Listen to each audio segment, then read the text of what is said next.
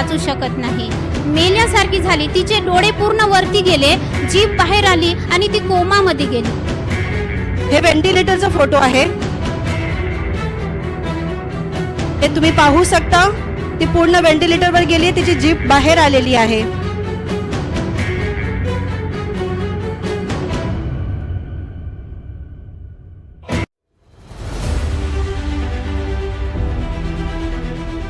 ताई, तुमचं नाव सांगा. सुशीला गुरले. कुठून आले तुम्ही? आम्ही चंद्रपूर जिल्ह्यामधून आले आहोत. तुमच्या मुलीला काय त्रास होता? तिला फंगल इन्फेक्शन झालं होतं, पूर्ण बॉडीमध्ये ते जहर पसरलेलं होतं, पूर्ण ऑर्गन्स फेल झाले होते, तिचे किडनी फेल झाली, हार्टमध्ये पण तिला इन्फेक्शन गेलं. आणि मग डॉक्टरनी म्हटलं की हे पेशंट वाचू शकत नाही. आम्ही काही सांगू शकत नाही की किती दिवस आहे आणि किती वेळ आहे ह्या पेशंटजवळ, असं डॉक्टरने आम्हाला तसंच सांगितलं. मग आम्ही प्रार्थना माध्यमाचा वापर करत गेलो आणि मग साक्ष पण देईल असं सांगितलं. तिला खूप त्रास होता, पोटामध्ये फोड होता. आणि जेव्हा ती चंद्रपूरमध्ये आली तेव्हा मी तिचं सोनोग्राफी केली. सोनोग्राफी केल्यानंतर डॉक्टरने म्हटलं की हिला काहीच नाही आहे. सोनोग्राफी केल्यानंतर कळलं की हिला काही नाही. तर मग आम्ही काही नाही म्हटलं, ते पुण्याला शिकते. मग पुण्याला आल्यानंतर मग एक दिवस हिचा मला कॉल आला, मग मी माझ्या पोटात खूप दुखते म्हणे. तर मी वंदना मॅडमचे प्रवचन पहिले ऐकत होती. तर मला त्या प्रवचनामध्ये मॅडमनी म्हटलं की एका बाईने आपल्या मुलीसाठी प्रार्थना केली की माझी मुलगी दूर आहे, पण मी तिच्या जवळ नाही, पण तू तिच्या जवळ आहेस. माझा हात पोहोचू शकत नाही, पण तुझा हात पोहोचू शकते.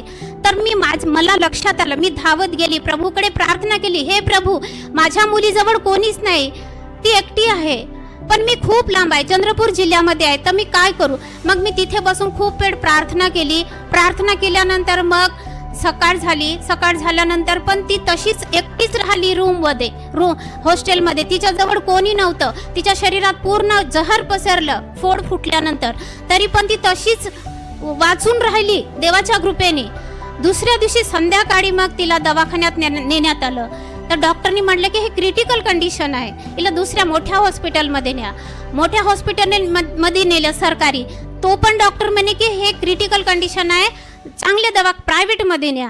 मग प्रायव्हेटमध्ये नेल्यानंतर माहीत झालं की हिला फोड होता आणि तो फुटल्यानंतर पूर्ण शरीरमध्ये तिचं जहर पसरलं आणि इन्फेक्शन पूर्ण पसरलं, किडनीमध्ये गेलं, किडनी फेल, हार्ट फेल, सगळे. डॉक्टर म्हणाले की आता ही वाचू शकत नाही, काही काळासाठीच आहे. मग मी प्रार्थना माध्यमाचा इस्तेमाल केला. मॅडमकडे व्हॉट्सअपवर सांगितलं की मॅडम अशी कंडिशन आहे. मॅडमने मी प्रार्थना केली. असे प्रार्थना करता पण तिची काही सुधारणा झालीच नाही. सुधारणा न झाली तर मी देवाला म्हटलं, देवा, मी इतकी प्रार्थना करते पण माझी मुलगी काही बरी झाली नाही, बरी होतच नाही. तर माझ्या लक्षात आलं की मार्था आणि मरिया देवाकडे इतकी प्रार्थना करत होती की देवा, माझा भाऊ लाजर मरती आहे, येशूला बोलवत होते पण येशू काही येत नव्हते. पण मग काही दिवसानं माझी मुलगी 3 दिवसानं मेल्यासारखी झाली. तिचे डोळे पूर्ण वरती गेले, जीभ बाहेर आली आणि ती कोमामध्ये गेली. 3 दिवस कोमामध्ये राहिली, हालचाल नाही, काहीच नाही, पूर्ण मेल्यासारखी होती. अशी पडून 3 दिवस होती. पण मी तिचा विचार न करता मॅडमची रविवारची प्रार्थना सभेमध्ये मी भाग घेतला आणि मी देवाला म्हटलं, माझी मुलगी होशवर येत नाही तोपर्यंत मी इथेच बसून राहील, मी खाणार नाही, पिणार नाही, इथे मेली तरी चालते, पण मी उठणार नाही. मग मॅडमचं प्रवचन चालू झालं. मॅडमने प्रवचनामध्ये सांगितलं की तू आता घरी जा आणि आराम कर. ती नोव्हेंबरची घटना आहे, 19 नोव्हेंबरची घटना आहे. मग मला वाटलं, मला देव काहीतरी इशारा करतोय, पण मला असं वाटलं की मी देवाला तर म्हटलं की मी उठणारच नाही माझी मुलगी जोपर्यंत बरी होणार नाही. तरी मग मला असं वाटलं की काहीतरी इशारा होत आहे. तर मग मला परत एक फोन आल्यानंतर म्हटलं की तुम्ही तिच्या जवळ जा, ती बोलत नाही, काही नाही, तरी पण तुम्ही बोला तिच्यासोबत, काहीतरी हालचाल होईलच. मग मला असं वाटलं माझ्यासोबत देव बापा आहे, मला काहीतरी सांगते की काहीतरी असं सूचना दाखवते की तुझी मुलगी बरी झाली, जा बघ, मी तुझ्या मुलीला बरं केलंय असं म्हणून मला सांगते. तरी पण माझ्या काही लक्षात नव्हतं. मग मी उठले, धावत गेले आणि मग देवाकडे प्रार्थना केली आणि मी म्हटली 4 दिवस का नाही, लाजर जसा जिवंत झाला तसं माझ्या मुलीला तू जिवंत कर. तो जिवंत झाला, पण माझी मुलगी होऊ शकते असा मी दृढ विश्वास केला. आणि मग मी आंघोळ वगैरे केली. ती ICU मध्ये व्हेंटिलेटर मध्ये होती, असं जाऊ शकत नाही. मग ते हातामध्ये सॅनिटायझर वगैरे केलं हात आणि मग मी जाऊन बघितलं तर माझ्या मुलीचे डोळे उघडे झाले. ती हालचाल सुद्धा करत नव्हती, बोट सुद्धा अशी हालवत नव्हती. ते ती मी बघते तर पूर्ण डोळे तिचे उघडे होते. मी देवाला धन्यवाद दिलं. देवा म्हटलं हे काय आहे, जसं मी म्हटले तसं घडलं. जसं लाजराला तू जिवंत केलं, माझ्या मुलीला तू जिवंत कर. आणि देव मला इशारे करत होतो, तू उठ, आराम कर, घरी जा, जेवण कर.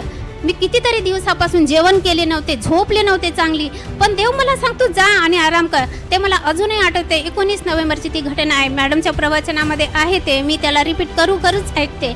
आणि मग देवाला धन्यवाद दिला आणि मग देवाला म्हटलं हे तुझेच कार्य आहे. पुन्हा परत संध्याकाळी मी मॅडमचं प्रवचन ऐकलं. त्या प्रवचनामध्ये असं लिहिलं होतं की तू पहिले तुम धार्मिकता की खोज करो, बाकी चीजें तुम्हें यूं ही मिल जाएगी.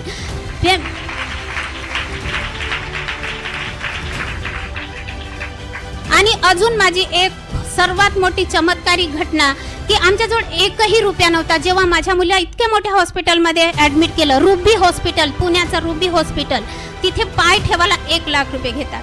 पण माझ्या